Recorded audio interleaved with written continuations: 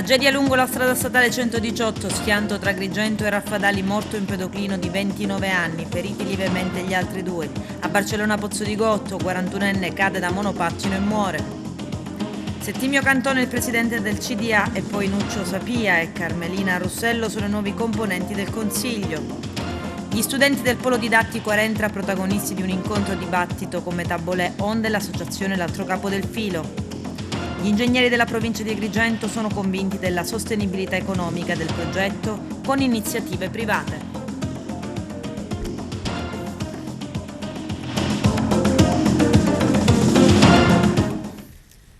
Bentrovati gentili telespettatori al nostro appuntamento con l'informazione. In apertura alla cronaca, tragico incidente stradale lungo l'Agrigento Raffadali in cui ha perso la vita Francesco Mannella, 29 anni, di Porto Empedocle.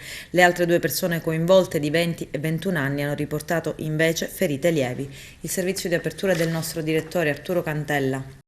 Un grave incidente stradale è avvenuto oggi nella strada statale Agrigento-Raffadali e ha visto perdere la vita un uomo di Porto Empedocle di 29 anni, Francesco Mannella, di professione operatore ecologico. Due le auto che si sono scontrate frontalmente, entrambi Volkswagen Golf. Nell'incidente sono state anche coinvolte diverse persone, rimaste ferite, una di 20 anni e una di 21 anni. Il traffico è rimasto bloccato per un paio d'ore, creando parecchie difficoltà, in particolare a quell'ora i pullman degli studenti che si recano presso i loro istituti. Dato l'allarme sono prontamente intervenuti i carabinieri del nucleo radiomobile, i vigili del fuoco di Agrigento, il personale sanitario. I militari dell'Arma intanto sono intenti a ricostruire la dinamica dell'incidente al fine di accertare come si sono svolti realmente i fatti e quindi capire le responsabilità di chi stava alla guida delle due Volkswagen Golf. Tragedia a Barcellona Pozzo di Gotto, nel Messinese, dove un 41enne del posto, Giuseppe Tindaro Clemente, è morto dopo essere caduto con un monopattino. L'incidente, secondo una prima ricostruzione, sembrerebbe autonomo. L'uomo avrebbe perso il controllo del mezzo, rovinando a terra. Inutili i soccorsi. Costituito il nuovo CDA dell'AICA, Settimio Cantone è il presidente e poi Nuccio Sapia e Carmelina Russello sono i nuovi componenti del Consiglio. Arturo Cantella. Al termine dell'assemblea dei sindaci è stato costituito il nuovo consiglio di amministrazione dell'azienda idrica dei comuni di Agrigento. Si tratta di Settimio Cantone, nominato presidente del CDA, di Nuccio Sapia e Carmelina Russello in qualità di componenti. In merito abbiamo sentito il presidente dell'Assemblea dei Sindaci, Alfonso Provvidenza. Ma la mia considerazione principale è quella che finalmente abbiamo un consiglio di amministrazione, quindi un consiglio che è stato eletto dai sindaci, e quindi il fatto di avere finalmente nella composizione, così come prevista dallo statuto, un organo di 3 componenti è sicuramente fondamentale per il proseguo dell'attività dell'azienda. Ora naturalmente ci auguriamo che quanto prima si ci metta al lavoro per raggiungere tutti gli obiettivi che sono previsti nei nostri piani strategici. Ci può essere finalmente una tranquillità, tra virgolette, politica, essendo rappresentato, diciamo, le varie componenti politiche agrigentine? Ma i sindaci hanno fatto delle scelte che mi sembrano abbastanza chiare. Quindi speriamo naturalmente che ci sia la serenità che la nostra provincia merita. Ora abbiamo un secondo passaggio, che è quello del controllo delle autodichiarazioni, perché 3 componenti hanno naturalmente reso delle autodichiarazioni al fine di verificare l'assenza di incompatibilità e di inconferibilità. Da una prima lettura sembra che non ci siano problemi legati all'inconferibilità. Per quanto riguarda invece le incompatibilità, ci sono degli accertamenti come si stanno acquisendo tutti gli elementi utili, e quindi poi, una volta verificate l'inesistenza di cause di incompatibilità o la rimozione delle stesse, qualora presenti entro un congruo termine, così come previsto dalla legge, poi si passerà all'insediamento del Consiglio. Sulla nuova rete idrica ad Agrigento che novità ci sono, se ci sono, Presidente? sulla rete aspettiamo con ansia, veramente con trepidazione che possano essere espletate quanto prima le procedure di gara, perché la rete di Agrigento per noi rappresenta un fiore all'occhiello alla gestione di AICA, quindi mi auguro e mi aspetto notizie di certezza e di concretezza da parte degli uffici nel brevissimo e dal Comune di Agrigento naturalmente nel brevissimo periodo.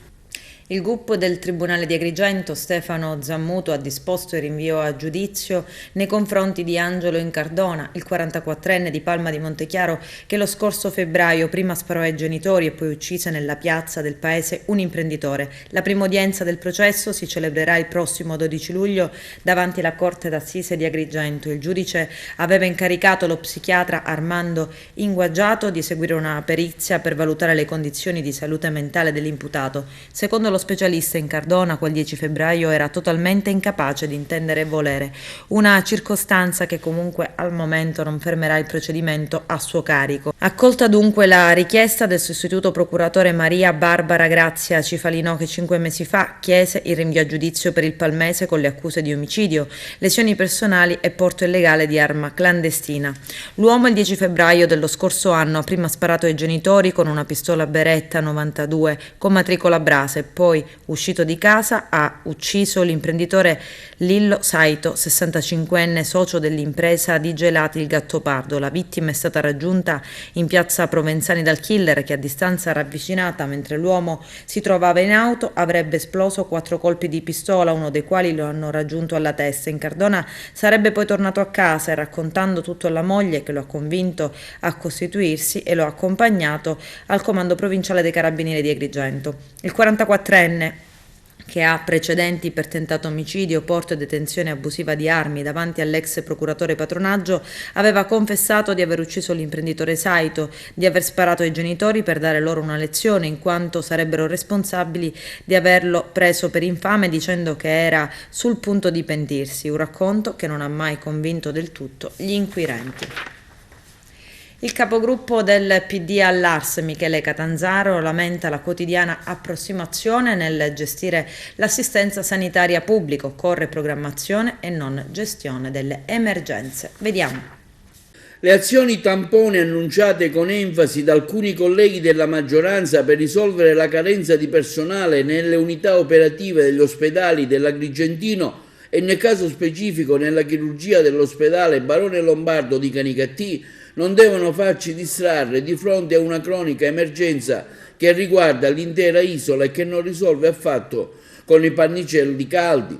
E quanto ha dichiarato il capogruppo del Partito Democratico all'Assemblea regionale siciliana, il saccense Michele Catanzaro, dopo la corsa affannosa a risolvere un problema del reparto dell'ospedale agrigentino chiuso dallo scorso sabato per carenza di personale, a seguito delle dimissioni volontarie di un dirigente medico annunciate già lo scorso dicembre, che come tanti altri hanno scelto di lavorare in una struttura privata.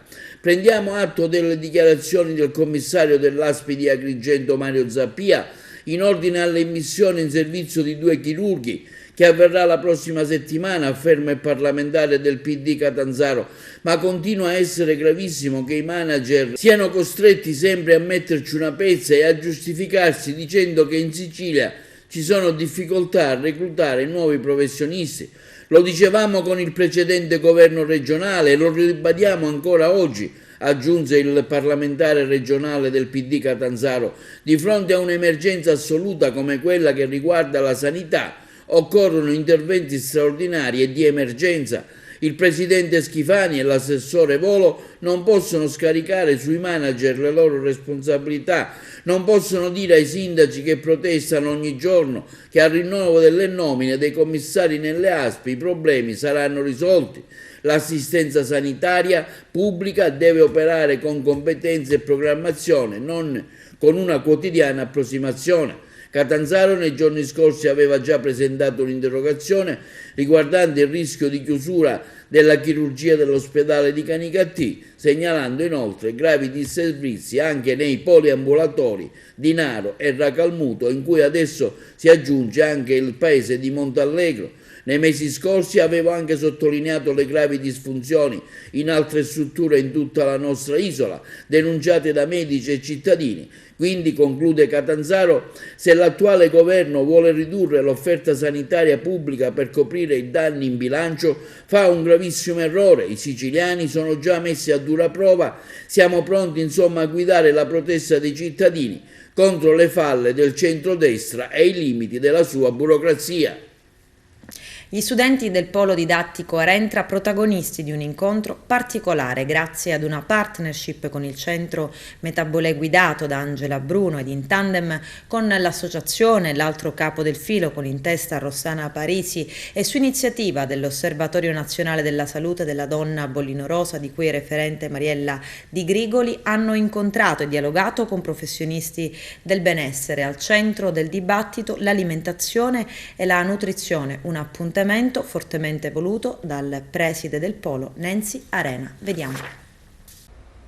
Agli istituti didattici Arentra non solo didattica pura, non solo attività scolastica, ma anche formazione degli alunni, formazione riguardo al loro benessere. Oggi si parla di salute.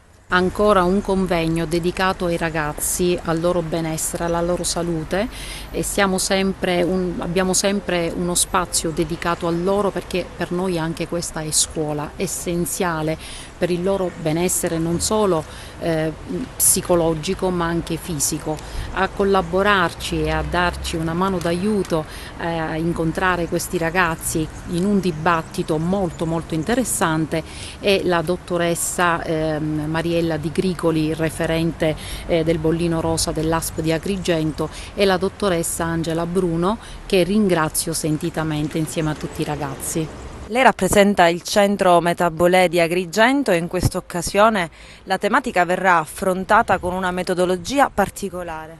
Sì, la metodologia è una metodologia del dialogo aperto, delle pratiche dialogiche, quindi noi più che fare una conferenza, una relazione diciamo dal pulpito, perché non avrebbe veramente senso, ci vuole proprio l'incontro con i giovani, faremo proprio un cerchio, o meglio un doppio cerchio, in cui diciamo discuteremo, amplieremo questa la tematica del benessere, che è la tematica che oggi è di maggiore rilievo nel nostro tempo, proprio perché a volte notiamo come manchi questo nei nostri ragazzi, no? Come i nostri ragazzi esprimano disagio, malessere, e questo deve essere ascoltato da noi adulti, da noi educatori, quindi questa emergenza deve essere assolutamente raccolta.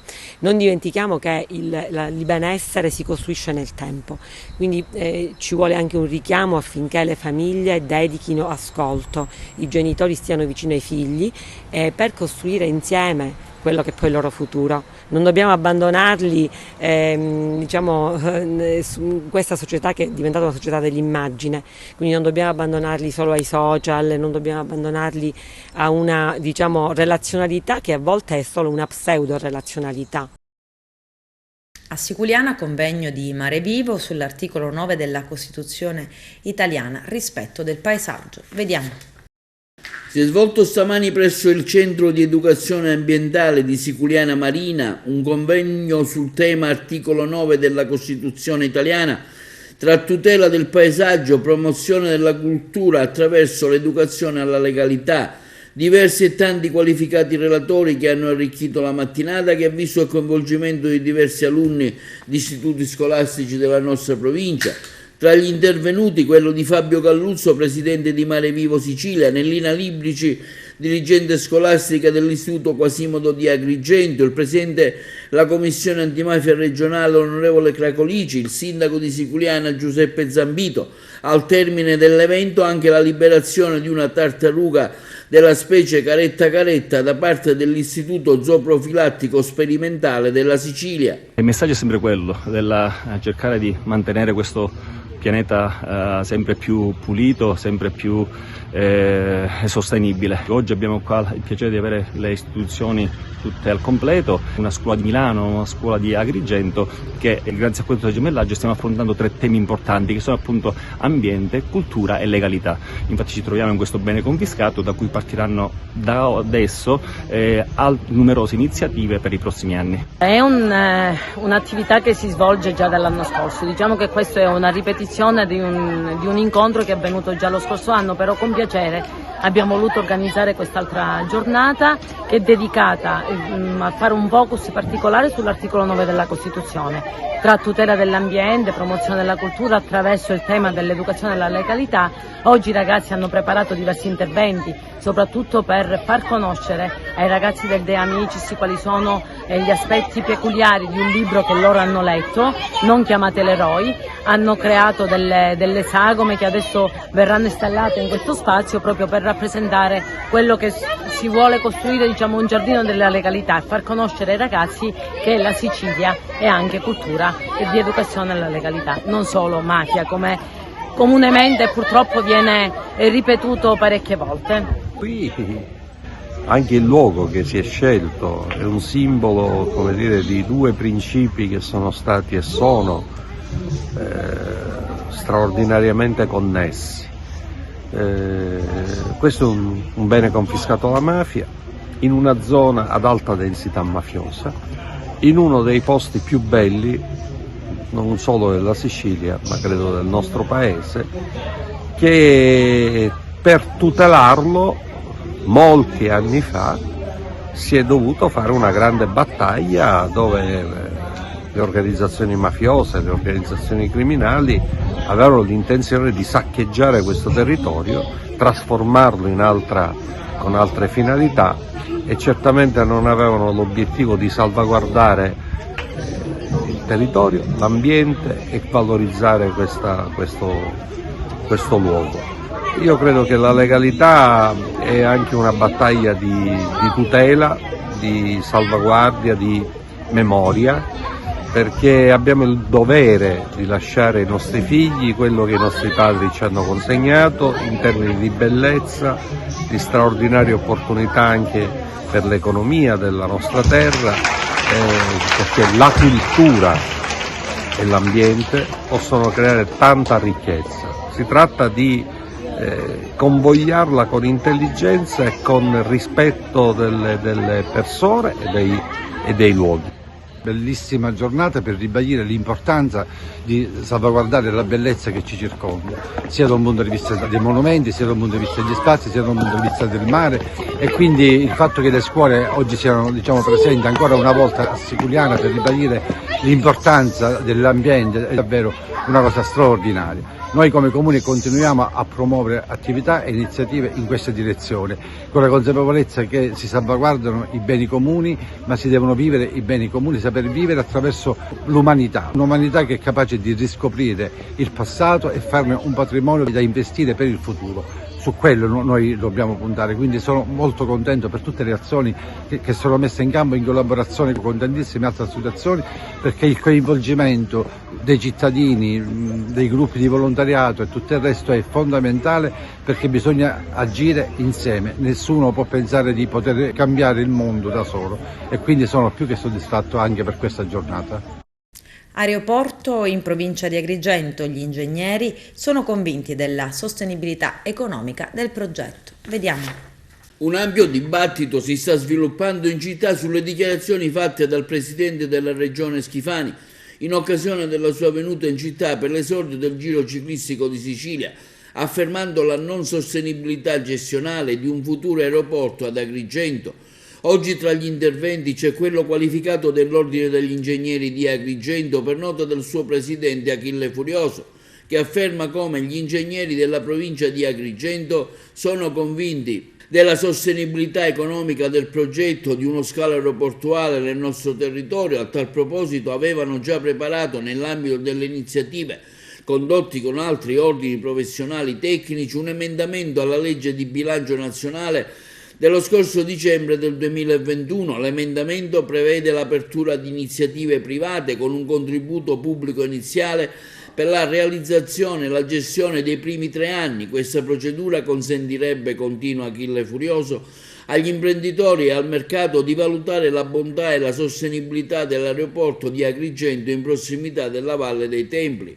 Siamo convinti che se oggi a visitarla sono 1 milione di turisti all'anno, con un aeroporto avremmo un incremento elevatissimo, difficilmente quantificabile a priori, Basti pensare a quello che è successo nel sud della Francia, dove sono stati realizzati una decina di aeroporti a distanza di 50-100 km l'uno dall'altro, facendo registrare un incremento di visitatori in 10 anni di circa il 40%. È questo che fa preoccupare gli altri aeroporti siciliani? Riteniamo che in ogni caso un contributo iniziale da parte del governo nazionale e regionale, anche utilizzando finanziamenti europei, sia dovuto alla nostra provincia, visto che i fondi del PNRR non è stato previsto nulla per il nostro territorio in tema di infrastruttura. Dopo le dichiarazioni pubbliche del Comitato per l'aeroporto, del cartello sociale, di associazioni, di rappresentanti della società civile e di moltissimi altri stakeholder, di alcuni esponenti politici, seguite dall'iniziativa della rete delle professioni tecniche che ha firmato il manifesto a favore dello scalo aeroportuale nell'ottobre del 2021, abbiamo potuto apprezzare, a seguito della designazione di Agrigento come Capitale Cultura 2025, la chiara presa di posizione e l'impegno pubblico a favore del nostro aeroporto da parte dell'esponente agrigentino che fa riferimento al governo nazionale, onorevole Calogero Pusiano. Siamo insomma convinti che solo unendo le forze si potrà uscire dall'isolamento infrastrutturale in cui siamo stati relegati da decenni, conclude il presidente dell'Ordine degli Ingegneri della provincia di Agrigento, Achille Furioso. Non ho chiesto un posto decisionale, non vado a chiedere posti di altra natura, ma ho chiesto il coinvolgimento naturale che la città deve avere nell'interlocuzione di un'opera che si chiama Ponte sullo Stretto di Messina, perché Messina è un elemento centrale, al di là della proprietà della società Ponte sullo Stretto. Ritengo che anche nei comitati tecnici scientifici sia necessario, indispensabile che la città abbia una rappresentanza, perché tutti gli strumenti pianificatori e regolatori della città verranno stravolti da questa opera, quindi al di là della battuta iniziale dico, è chiaro che la città deve intervenire in maniera attiva in un processo che sta andando avanti con una forte accelerazione da parte del governo e che deve vedere la città protagonista non tanto per interessi, diciamo così, individuali, ma perché la città deve capire se la programmazione che ha fatto può continuare o deve essere cambiata.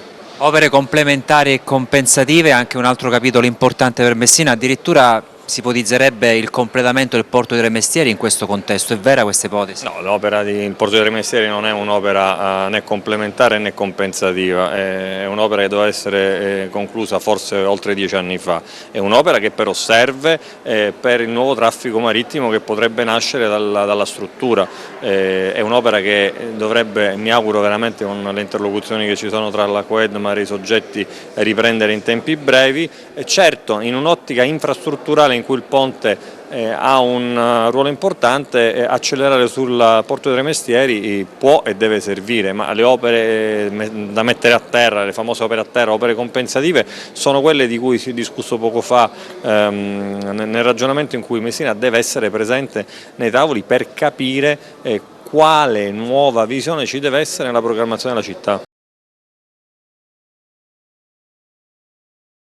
Venerdì prossimo 21 aprile omaggio ai concittadini partigiani con l'iniziativa Noi Partigiani Favaresi. C'è il servizio. Tra le tante iniziative che si svolgeranno in vista della Festa Nazionale della Liberazione del 25 aprile, se ne svolgerà una a Favara il prossimo 21 aprile, organizzata dall'Associazione Nazionale Partigiani d'Italia, dall'ANPI, Istituto Ricerche e Prossima Fondazione Marroni, il Comune di Favara. Il tema trattato è quello del fascismo, non è un'opinione, è un reato. Ricco il programma dei partecipanti che daranno il loro fattivo contributo all'evento, tra i tanti il sindaco di Favara Palumbo, Floriana Racalbuto, Rosario Manganella dell'Istituto Marrone, diversi gli istituti scolastici che vi parteciperanno, il Bersagliere Urso, l'Ambrosini, il Fermi, il King, la Falcone Borsellino. Ne ha parlato nel corso della trasmissione Target condotta da Giuseppe Moscato Carmelo Castronovo, presidente dell'ANPI. Nel corso della giornata si svolgerà una passeggiata attraverso un itinerario tracciato sulla base della toponomastica, ci si recherà nelle vie dedicate ai partigiani di Favara che hanno fatto la resistenza e combattuto per liberare l'Italia dal nazifascismo e onorarne la memoria. Ma se tu mi permetti vorrei fare una premessa, nel senso che il 25 aprile non è una semplice celebrazione e io mi permetto di dire in particolare quest'anno e forse negli anni a venire, ma spero che non sia così, mi auguro di sbagliarmi, perché se noi oggi siamo qui, siamo in un posto dove diciamo la stampa e i cittadini possono dire la loro voce, i partiti, le associazioni sindacali, diciamo siamo parte di una società che ognuno ha diritto alla parola per costruire una società migliore per tutti. Ce lo garantisce la nostra Voglio ricordare che questo non è un dono di Dio, nel senso che è imperituro. La libertà e la democrazia sono state conquistate appena 78 anni fa, non sono poi tantissimi per la storia, e non è detto chi non è per la libertà e la democrazia che non provi, certo, non magari con mezzi più sofisticati, più tecnologicamente avanzati, ma non provi a ridurre gli spazi di democrazia.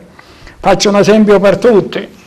Una delle più famose banche americane ha detto e scritto che la Costituzione italiana va cambiata perché è molto di sinistra. Sono atti pubblici, non lo sto inventando io, e tanto è così che negli ultimi, credo, 25-27 anni ci hanno provato in due a cambiare la Costituzione, a sovvertirla. Cioè voglio dire che il tentativo di limitare il potere democratico della gente c'è. Questo per dire a tutti noi, me compreso per primo ovviamente, che dobbiamo stare attenti, che dobbiamo sorvegliarla, che nessuno ce la garantisce se non noi stessi. Dobbiamo essere tutti partigiani? Dobbiamo essere, assolutamente sì, perché ha detto Gramsci che odia gli indifferenti sono quelle persone dove pensano che un determinato fatto non gli riguardi, invece no, per dire che dobbiamo essere partigiani ogni giorno, dobbiamo fare le nostre scelte, dobbiamo avere il coraggio di difendere e non dare per assolato che sia sempre così. E partecipiamo a questi eventi. In fondo, e gli eventi poi me ne dici dopo, Carmelo. In fondo, e chiudo, sì. Sacrificare qualche ora della nostra vita o qualche ora della nostra scampagnata credo che ne valga la pena per difendere la democrazia e la nostra libertà. Sarà presentata a Canicattì sabato prossimo 22 aprile alle ore 10 presso il Palazzo di Città la staffetta della legalità. L'iniziativa, nata da un'idea di Pietro Bennice, è stata condivisa dall'Associazione per onorare la memoria dei caduti nella lotta contro la mafia e dall'Associazione Amici del Giudice Rosario Angelo Livatino, che ha lo scopo di mantenere viva una luce sul giudice Livatino, il giudice Saetta e il figlio Stefano, e per tale occasione verranno consegnati dall'amministrazione comunale 3 tabelloni raffiguranti i 3 martiri di mafia che verranno affissi nei 2 principali ingressi della città. Adesso c'è la pubblicità, a tra poco vi aspetto. Dal 29 aprile al 3 maggio prossimi a Siculiana torna la festa del Santissimo Crocifisso. Vediamo. Quella in onore del Santissimo Crocifisso a Siculiana è la festa più amata da tutta la comunità. È il culmine il 3 maggio con solenni festeggiamenti, la processione del simulacro del miracoloso Santissimo Crocifisso. Si tratta di una pregevole scultura raffigurante il Cristo appena spirato di colore scuro, che la tradizione popolare vuole che i siculianesi ne siano entrati in possesso dopo aver vinto una sfida contro i burgitani. Si racconta che l'opera fosse stata commissionata dagli abitanti della vicina Burgio e che durante il suo viaggio in paese i carrettieri che lo trasportavano fecero tappa a Siculiana per rifocillarsi e riposare. Durante la sosta un cieco riacquistò la vista dopo essersi seduto per caso sulla cassa contenente la statua. Il miracolo fu accolto come un segno della volontà divina e gli abitanti di Siculiana decisero di tenersi il Santissimo Crocifisso, ma i burgitani non vollero rinunciare al simulacro e così i 2 paesi si sfidarono in una sorta di gara. La cassa con il simulacro fu posta su un carro, tirato da una parte dai buoi parati dai siculianesi, dall'altra quelli dei burgitani, e si stabilì che se quest'ultimi avessero superato il vicino torrente, il simulacro sarebbe stato assegnato a Burgio, nel caso contrario a Siculiana. La competizione venne vinta da Siculiana. Il Santissimo Crocifisso, patrono di Siculiana, ogni anno viene portato in processione il giorno del 3 maggio. Proprio in quella data, nel 1939, la Chiesa Madre fu elevata a santuario e sul capo del santo patrono venne posta una corona d'oro realizzata con gli oggetti preziosi donati da tutti gli abitanti. Nel santuario di Siculiana si trova custodito il simulacro del Santissimo Crocifisso, scolpito nel legno di Leccio e di cui non si conoscono l'autore e l'anno di realizzazione. Di certo c'è che già nel 1540 risultava presente nei beni elencati nella Visitario Terre Siculianesi. Ricco il programma di quest'anno, che va dal 29 aprile al 3 maggio, con lo sparo delle bombe a cannone Pitreri di Montemeli, poi la Santa Messa nel Santuario del Crocifisso proprio il 29 aprile, quindi gli appuntamenti domenica 30 aprile, per continuare lunedì 1 maggio con la musica per le vie del paese, il concerto gospel Seed and Fight di Caltanissetta presso il santuario, la processione della chiesa di San Vincenzo con la reliquia della Santa Croce, quindi alle 21:30 lo spettacolo musicale Cornece offerto dall'amministrazione comunale di Siculiana. Martedì 2 maggio, tra i momenti clou, la messa solenne della calata di Luvelo. Il 3 maggio si inizierà di buon mattino alle 5 Santa Messa dell'Aurora, a seguire altre celebrazioni eucaristiche fino alle 15, quando inizierà la processione del Cristo Nero che attraverserà strade e vicoli del paese, un momento sacro per i siculianesi e i numerosi pellegrini che arrivano da tutta la Sicilia e anche oltre, molti fra i quali a piedi e scalzi. Durante i giorni di festa si svolgeranno inoltre diverse attività collaterali. La festa quest'anno vede il patrocinio della Regione Siciliana, Assessorato regionale al turismo, Dipartimento Turismo, Sport e Spettacolo e del Comune di Siculiana, diretto dal sindaco Zambito. Chiaramente oggi è un test, l'abbiamo sognato, l'abbiamo attuato, siamo arrivati veramente in calcio d'angolo per questa inaugurazione. Ci sono ancora tante cose che vanno attenzionate, chiaramente venendo incontro a tutti gli operatori del settore turistico, e noi siamo pronti ad ascoltare e a risolvere qualunque criticità. Ci vuole un po' di tempo, ma ce la faremo. Abbiamo finalmente qualcosa da offrire, abbiamo percorsi pedonali, abbiamo escursioni e soprattutto questo bellissimo affaccio sulla piazza principale della città, cioè entrare in città attraverso il largo minuto significa accedere in Messina con una serie di servizi all'accoglienza che sono indispensabili. Oggi finalmente abbiamo una regolamentazione anche delle vendite delle escursioni, abbiamo una regolamentazione sulla distribuzione delle prime informazioni. Quindi piano piano arriveremo sicuramente a darci quella connotazione di città turistica che veramente ci compete.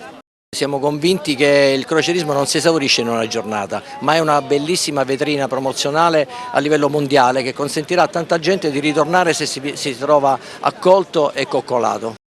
Stiamo raccogliendo i frutti di tanto lavoro fatto negli anni e soprattutto negli ultimi, con un'attività di promozione che ci ha visto impegnati un po' nelle fiere o direttamente con molte compagnie. Oggi in contemporanea cominciamo anche la stagione a Reggio Calabria, è una prima volta, ma c'è già una nave, c'è una buona organizzazione, certamente tutto questo aiuta anche il rispondere positivamente a quelle che sono le sollecitazioni che vengono anche dalle navi. Noi avevamo condotto uno studio un paio d'anni fa da cui era emerso che i crocieristi in qualche modo si lamentavano del punto di uscita dal porto, perché comunque era compresso, era un punto molto chiuso. Insieme al Comune abbiamo individuato adesso l'accesso attraverso quest'area completamente ristrutturata e dobbiamo dire che questo secondo noi è un grande passo avanti.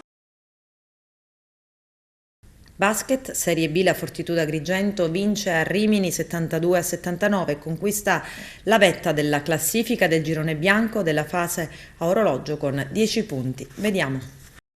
La Fortitudo Agrigento vince a Rimini per 72-79, conquistando la vetta in classifica del girone bianco della fase orologio con 10 punti. Nonostante le assenze, Rimini cerca di contestare il gioco offensivo ad Agrigento e in alcuni tratti la partita ci riesce, rimontando un paio di volte il distacco creato dai ragazzi del coach Cagnardi, ma Ambrosin ha fatto una partita superlativa, confezionando ben 26 punti, 9 rimbalzi e 2 assist, top scorer del match. Non è stato da meno Grande, che ha messo a segno 16 punti con un quarto parziale di gioco preso per mano con prepotenza e lucidità. In doppia cifra anche Cosimo Cossi con 10 punti, nonostante il primo quarto sia chiuso 22-17 per il padrone di casa. Agrigento non ha mai mollato la presa e ha sempre saputo aspettare il momento giusto per sferrare l'attacco e soprattutto un giro di palla superiore a quello degli avversari.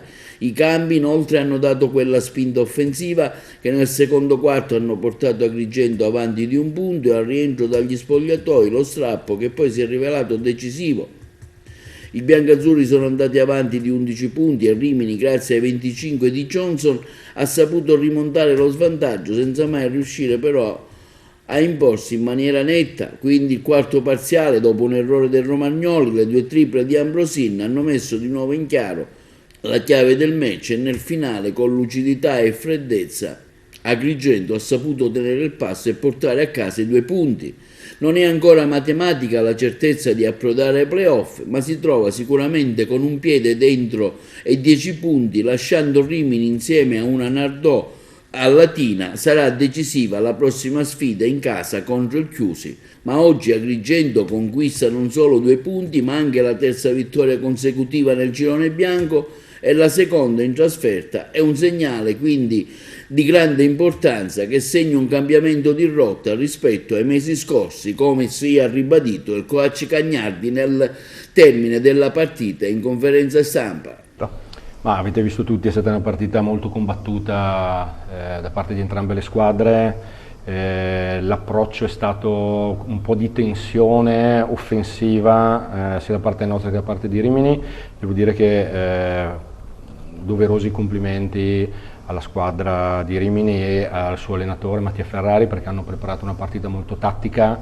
È chiaro che la loro intenzione era quella di provare a diminuire i possessi, in parte ci sono anche riusciti perché hanno avuto più possessi di noi, che siamo una squadra che predilige la corsa e predilige cercare di avere più tiri rispetto agli avversari.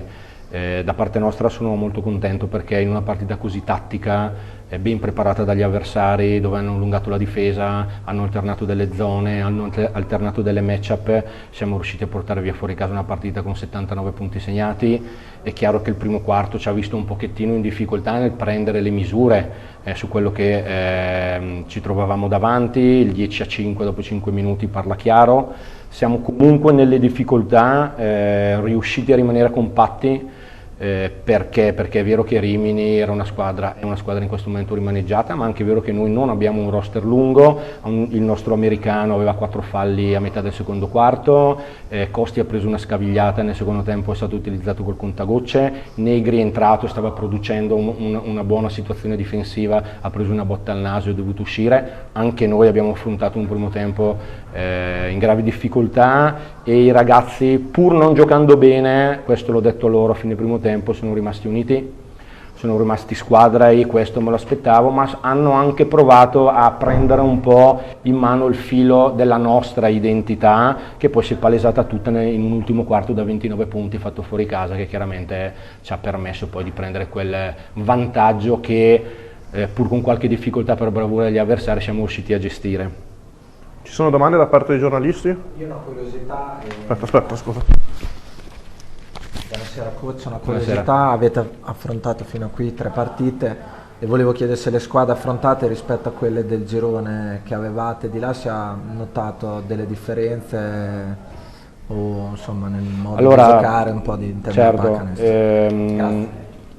Penso che di differenze non ce ne siano molte, nel senso che la pallacanestro quella è, ma soprattutto in rapporto a come siamo noi, a com'è la mia squadra.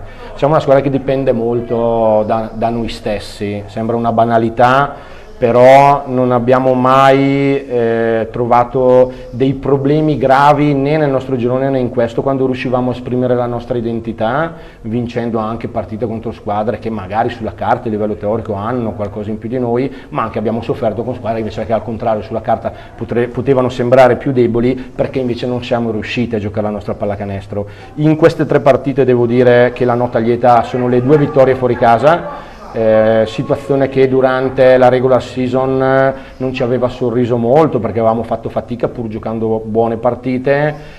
La differenza penso che sia nel nostro atteggiamento più che negli avversari che abbiamo trovato, ecco.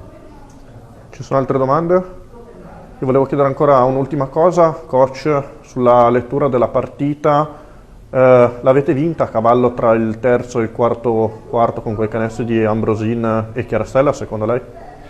No, seppure è stato un momento chiave, però noi siamo una squadra di break, cioè siamo una squadra che può soffrire molto e poi in 3-4 possessi accenderci e produrre tanti punti, quindi è un po', diciamo così, un'abitudine per noi, e dico di no anche perché poi a un certo punto Rimini in casa con un pubblico veramente notevole, molto bello giocare qui, è veramente un ambiente che è piacevole anche da avversario, perché la pallacanestro ha bisogno di questi campi, e in un campo così, stavo dicendo, Rimini si è riavvicinata praticamente a un possesso di svantaggio, 2 possessi di svantaggio, quindi aveva anche l'inerzia. In quel momento, quando noi eravamo andati a più 11, ci hanno preso, sono arrivati a -3, -4, la scelta poteva essere quella di chiamare un time out, interrompere l'inerzia degli avversari, ma poteva anche voler dire far capire alle 2000 persone che la squadra di casa c'era, aveva preso la partita.